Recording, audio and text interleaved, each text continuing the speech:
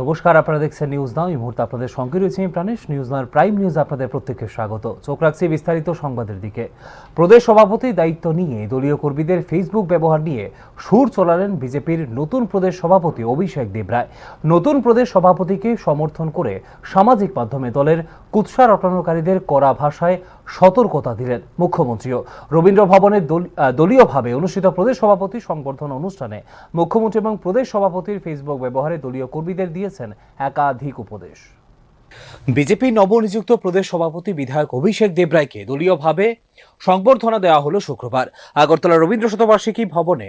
অনুষ্ঠানে উপস্থিত ছিলেন মুখ্যমন্ত্রী অধ্যাপক ডাক্তার মানিক সাহা, সদ্য প্রাক্তন প্রদেশ সভাপতি সাংসদ রাজীব ভট্টাচার্য সহ দলের নেতা কর্মী এবং বিধায়করা। অনুষ্ঠানে বক্তব্য রাখতে গিয়ে মুখ্যমন্ত্রী অধ্যাপক ডাক্তার মানিক সাহা ভারতীয় জনতা পার্টির সংগঠনকে বুথ স্তর পর্যন্ত আরও সুসংগঠিত, গতিশীল ও শক্তিশালী করে তোলার আহ্বান করেন। তিনি কার্যকর্তাদের মধ্যে শৃঙ্খলা, দলীয় আদর্শের প্রতি অটল নিষ্ঠা এবং সাধারণ মানুষের সঙ্গে নিবিড় সুসম্পর্ক বজায় রাখার জন্য পরামর্শ দেন।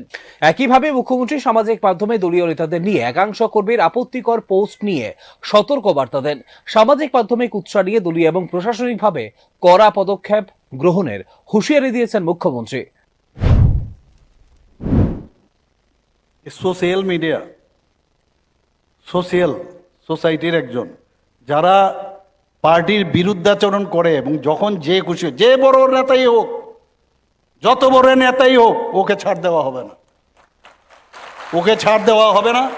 কারণ এতে করে ডিসিপ্লিন নষ্ট হয়। ডিসিপ্লিন নষ্ট হলে এগুলো কি হয়, সাধারণ মানুষ সেটাকে কনফিউজ করে। এত সুন্দরভাবে সরকার চলছে, এত সুন্দরভাবে এই পার্টি এখানে এসছে। আজকে দুইবার আমাদের পার্টি এখানে যেহেতু এসছে, আগামীবারও আসবে, সেটাকে একটা চক্রান্ত করছে এখানে।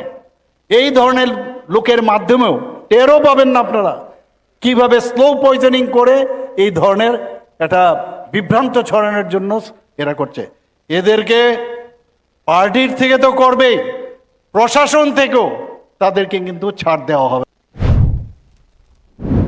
পাশাপাশি এদিন দলের দায়িত্ব গ্রহণ করে সভাপতি বিধায়ক অভিষেক দেবরায় সংগঠনকে শক্তিশালী করতে একাধিক গুরুত্বপূর্ণ আলোচনা করেন। তিনি সমস্ত অংশের কর্মী সমর্থকদেরকে মানুষের পাশে থেকে সংগঠনকে মজবুত করার আহ্বান রাখেন। পাশাপাশি সামাজিক মাধ্যম ব্যবহার নিয়ে দলীয় কর্মীদের সংযত করার পরামর্শ করেন। প্রদেশ সভাপতি বলেন, দলের প্রত্যেক কর্মকর্তার সামাজিক মাধ্যমে গতিবিধি দলের হাই কমান্ড নজরে রাখে। ফেসবুকে বিচার ব্যবস্থা বন্ধ করার জন্য তিনি কর্মীদের বিশেষভাবে আবেদন করেছেন।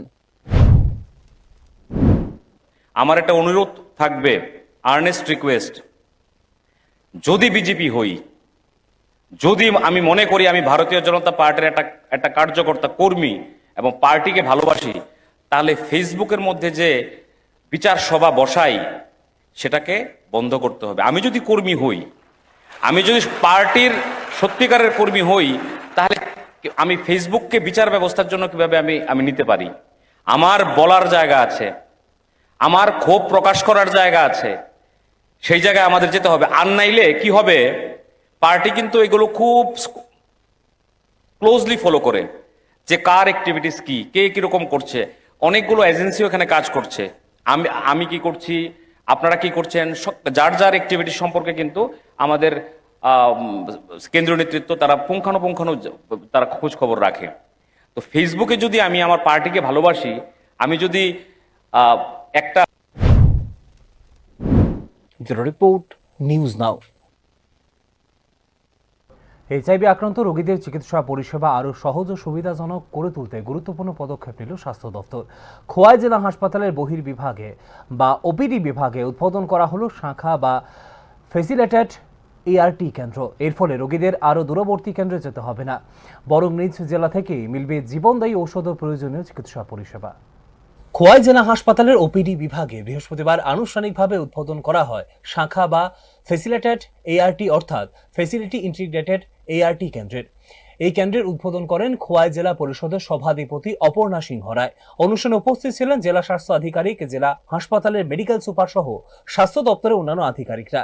স্বাস্থ্য দপ্তরের পক্ষ থেকে জানানো হয়, এই কেন্দ্র চালু হওয়ার ফলে এইচআইভি পজিটিভ রোগীর আর দূরে এআরটি সেন্টারে গিয়ে চিকিৎসা পরিষেবা নিতে হবে না। এখন থেকে খোয়াই জেলা হাসপাতাল থেকে খুব সহজে অ্যান্টিরেট্রোভাইরাল বা এআরভি জীবনদায়ী ঔষধ সংগ্রহ করতে পারবেন রোগীরা। পাশাপাশি নিয়মিত স্বাস্থ্য পরীক্ষা ও বিশেষজ্ঞ চিকিৎসকদের পরামর্শ প্রদান করা হবে।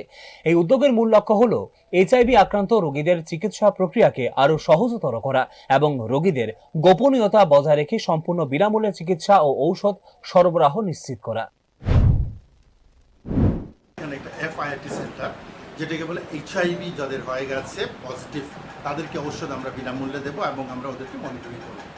আগে যেটা হতো যে আগরতলা গিয়ে জিবি হাসপাতাল থেকে নিয়ে আসতো, এখান থেকে এই পাহাড়টা পেরিয়ে যেতে অনেক সময় কষ্ট হয়। তা এই যারা অলরেডি আমাদের এখানে পজিটিভ আছে ওদেরকে যাতে আমরা এখানেই পরিষেবা দিতে পারি তার উদ্দেশ্য। নেক্সট তার সাথে সাথে আমরা আগামী দিনের কিছুদিনের মধ্যে আমরা ট্রাই করবো ভাইরাল লোড, যাদের এইচআইভি পজিটিভ হয়ে গেছে তাদের লোড কীরকম, হ্যাপাটাইটিস বি যদি হয়, অনেকের এইচআইভির সাথে হ্যাপাটাইটিস বি হ্যাপাটাইটিস সি থাকে, ওদের লোডটাও আমরা দেখব, দেখে আমরা সেইভাবে কনসাল্ট করব। আমাদের এখানে যেমন হ্যাপাটাইটিস সি আমরা চিকিৎসা করি এবং আমরা যে এইচআইভি পজিটিভ যদি থাকে যাদেরকে আমরা শনাক্তকরণ করতে পারি সেটা আমরা এখানে আগে টেস্ট করি, তারপরে আমরা আবার ল্যাবে পাঠিয়ে তাদের কনফার্ম করি নিই আগরতলা।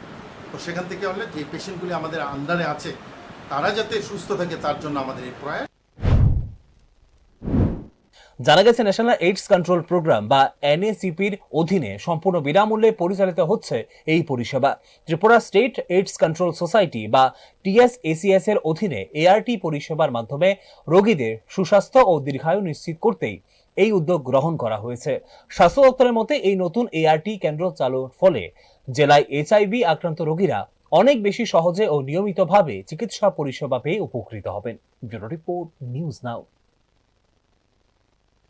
চাকুরি দাবিতে ফের মাঠে নামলো জেল পুলিশের কর্মপ্রার্থীদের একাংশ শুক্রবার আগরতলা এসে কারা পরিদর্শকের অফিসে ডেপুটেশন দেওয়ার চেষ্টা করেন। পরিদর্শক না থাকায় দাবিপত্র তুলে দেন অফিস কর্মচারীদের কাছে।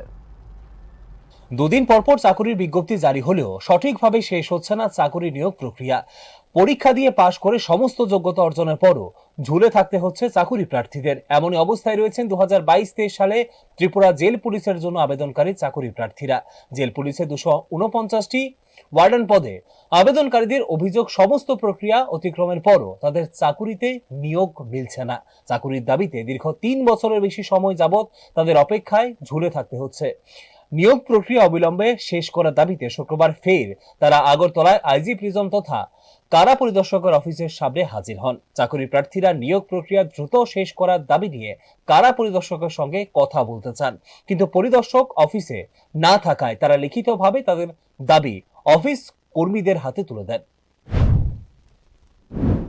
দেখেন, আমরা 2022 জেল পুলিশের ক্যান্ডিডেট আজকে মূলত আইজি সাহেবের সাথে দেখা করতে এসেছিলাম, কিন্তু আইজি সাহেব প্রেজেন্ট আসছিলেন না। তো এরপর আমরা ওনার পিএর সাথে কথাবার্তা হয়েছে, কিন্তু আমাদের যে ডিমান্ডগুলি ওইটা সাবমিট করেছি। যেহেতু আইজি সাহেব নাই, তো ওনার সাথে কিছু আমরা কথাবার্তা বলতে পারিনি, এর জন্য আজকে আমাদের কোনো কমিটমেন্ট নেই। কিন্তু আমরা সরকারের কাছে ওইটাই আবেদন জানাবো যে আমাদের যে 249টা যে জেল ওয়ার্ডারের প্রসেসিং যে আটকে রয়েছে ওইটাকে তাড়াতাড়ি আমাদেরকে যে প্রসেসটা আগিয়ে নিয়ে যায়, তাহলে আমরা খুব উপকৃত হব। আমাদের সরকারের প্রতি এইটাই আহ্বান। এই প্রসঙ্গে উল্লেখ্য, কিছুদিন আগে মুখ্যমন্ত্রী একটি সরকারি অনুষ্ঠানে বলেছিলেন অনেকগুলি নিয়োগ প্রক্রিয়া এখনো পাইপলাইনে রয়েছে। তিনি বেকারদের সরকারের উপর ভরসা রাখতে বলেছিলেন। মুখ্যমন্ত্রীর কথায় ভরসা রেখে চাকরি প্রার্থীরা অপেক্ষায় থাকলেও ঠিক কবে নাগাদ পাইপলাইন থেকে চাকরিগুলি বের হবে তার অনিশ্চয়তা কাটিয়ে উঠতে পারছে না। Bureau report, news now. বিভিন্ন জনস্বার্থমূলক দাবি সামনে রেখে এবার সিপাহীজলা জেলা শাসক অফিসে ডেপুটেশন দিল বিশালগড় জেলা কংগ্রেস। 8 দফা দাবিকে সামনে রেখে জেলা প্রশাসনের দৃষ্টি আকর্ষণ করতে কংগ্রেস নেতৃত্ব ডেপুটি কালেক্টরের হাতে স্মারকলিপি তুলে দেন। বৃহস্পতিবার সিপাহীজলা জেলা শাসক অফিসে 8 দফা দাবি নিয়ে ডেপুটেশন প্রদান করে বিশালগড় জেলা কংগ্রেস কর্মী ও নেতৃত্বদের উপস্থিতিতে এই ডেপুটেশন কর্মসূচি অনুষ্ঠিত হয়।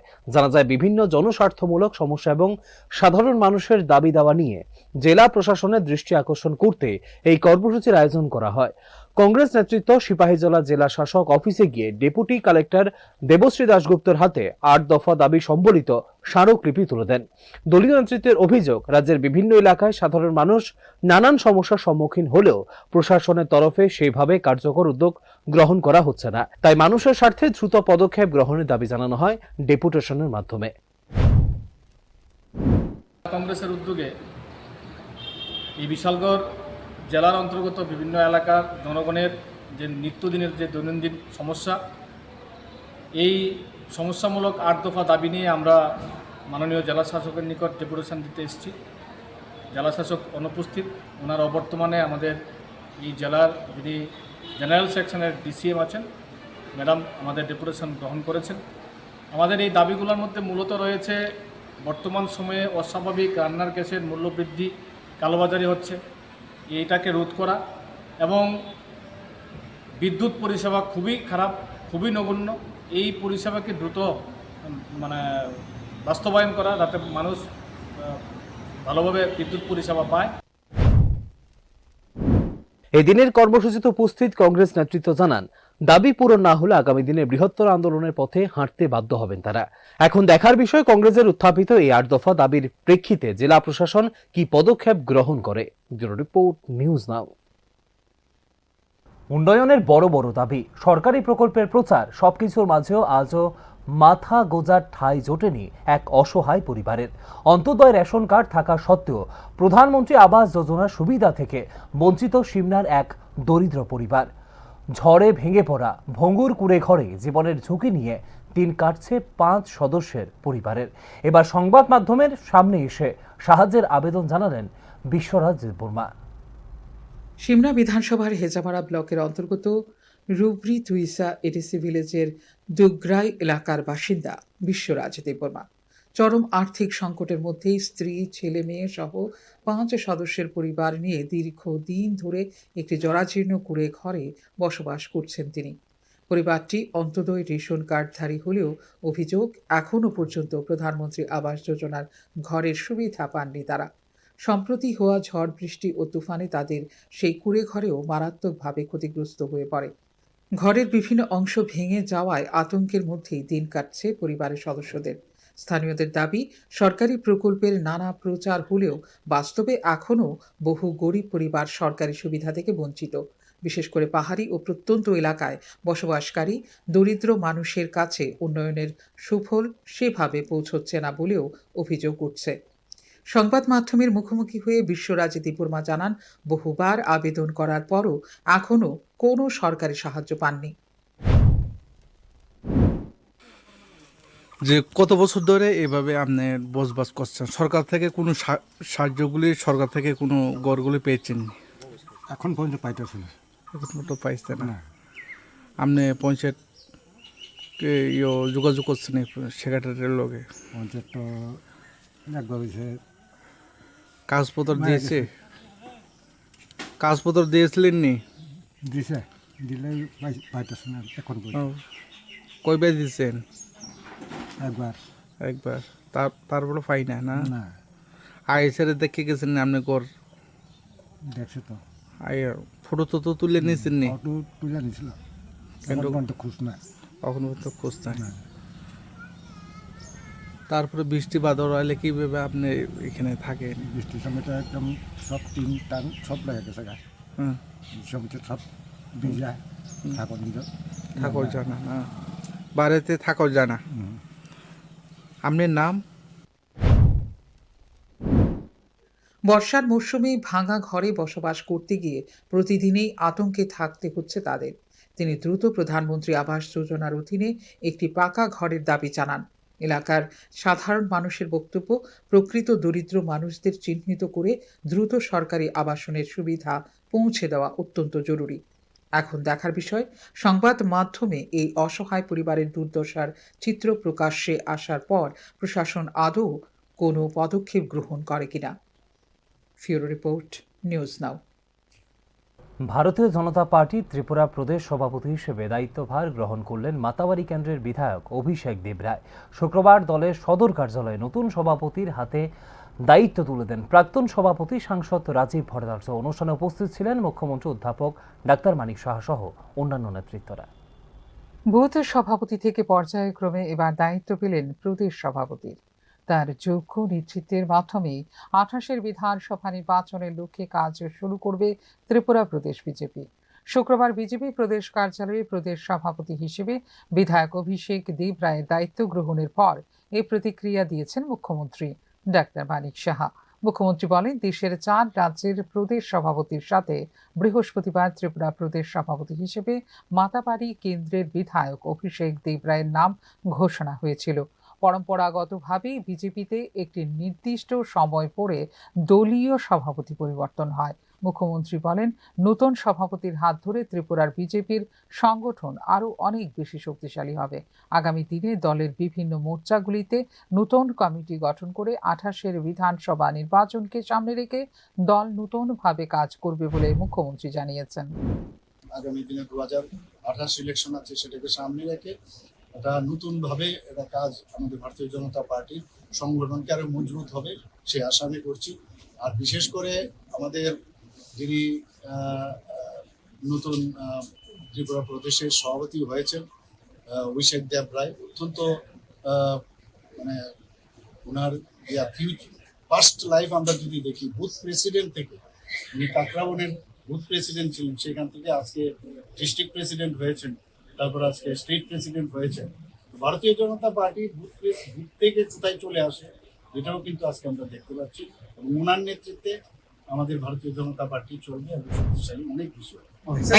প্রসঙ্গত, এদিন দলীয় কার্যালয়ে আনুষ্ঠানিকভাবে নতুন সভাপতিকে দায়িত্বভার তুলে দেন প্রাক্তন সভাপতি সাংসদ রাজীব ভট্টাচার্য। আনুষ্ঠানিকভাবে সভাপতির দায়িত্বভার পরিবর্তনের অনুষ্ঠানে দলের বিভিন্ন স্তরের কর্মকর্তারাও উপস্থিত ছিলেন। ফিরো রিপোর্ট, নিউজ নাও। এখনকার মতো সংবাদ এখানে শেষ করছি। পরবর্তী খবর এবং আপডেটস দেখার জন্য অবশ্যই চোখ রাখুন শুধুমাত্র নিউজ নাওয়ের পর্দায়। নমস্কার, শুভরাত্রি।